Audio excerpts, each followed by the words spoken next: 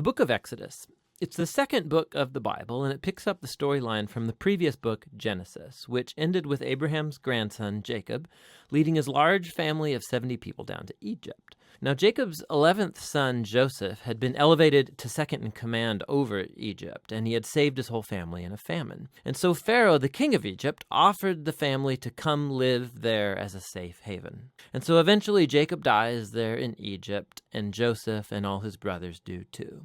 About 400 years pass, and the story of the Exodus begins. Now, that name refers to the event that takes place in the first half of the book, Israel's exodus from Egypt. But the book has a second half that takes place at the foot of Mount Sinai. In this video, we'll just focus on the first half, where centuries have passed, and the Israelites were fruitful and multiplied, and they filled the land. Now, this line is a deliberate echo back to the blessing that God gave all humanity back in the Garden of Eden. And it reminds us of the big biblical story so far. Humanity forfeited God's blessing through sin and rebellion, and so God chose Abraham's family as the vehicle through which he would restore his blessing to all the world. But the new Pharaoh does not view Israel as a blessing. He actually thinks this growing Israelite immigrant group is a threat to his power. And so just as in Genesis, humanity rebels against God's blessing, so here Pharaoh attempts to destroy the source of God's blessing, the Israelites. He brutally enslaves them in forced labor,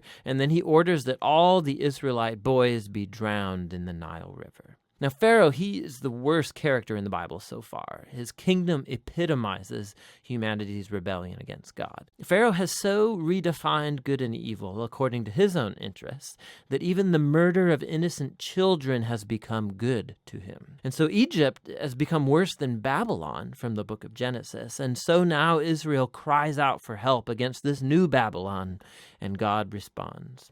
God first turns Pharaoh's evil upside down as an Israelite mother throws her boy into the Nile River, but in a basket. And so he floats safely right down into Pharaoh's own family. He's named Moses, and he grows up to eventually become the man that God will use to defeat Pharaoh's evil. In the famous story of the burning bush, God appears to Moses and commissions him to go to Pharaoh and order him to release the Israelites. And God says that he knows Pharaoh will resist, and so he will bring his judgment on Egypt in the form of plagues. Then God also says that he will harden Pharaoh's heart. And so we're introduced into the next main part of the story, the confrontation between God and Pharaoh.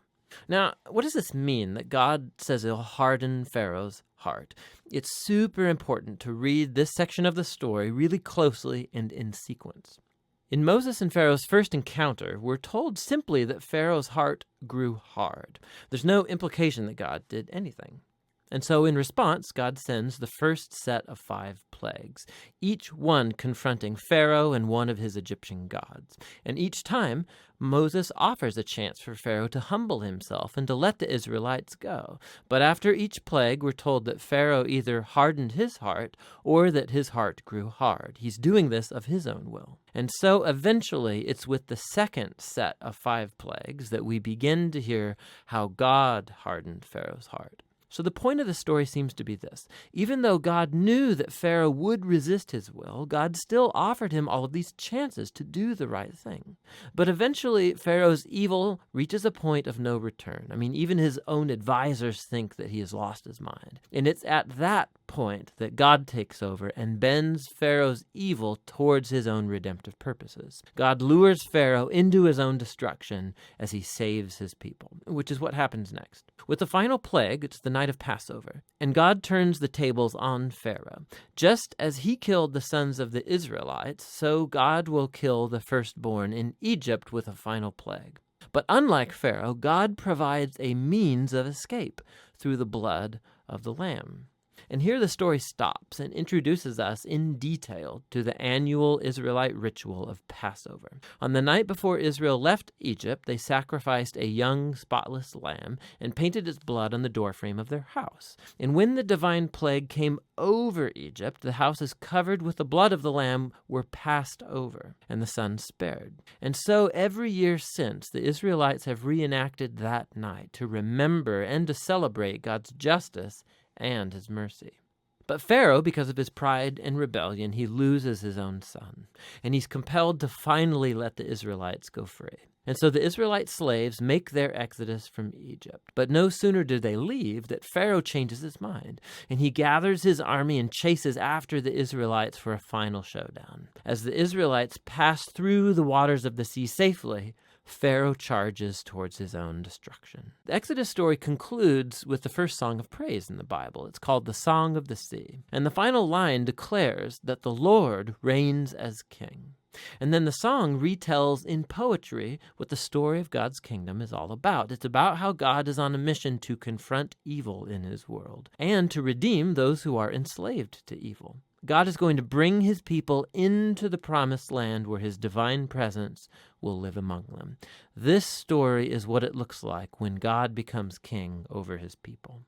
So after the Israelites sing their song, the story takes a sharp turn. The Israelites, they're trekking through the wilderness on their way to Mount Sinai, and they're hungry, they're thirsty, and they start criticizing Moses and God for even rescuing them. They say they long for the good old days in Egypt. I mean, it's crazy. So God graciously provides food and water for Israel in the wilderness, but these stories, they cast a dark shadow. And we begin to wonder, could it be that Israel's heart is just as hard as Pharaoh's? We shall see. But for now, that's the first half of the book of Exodus.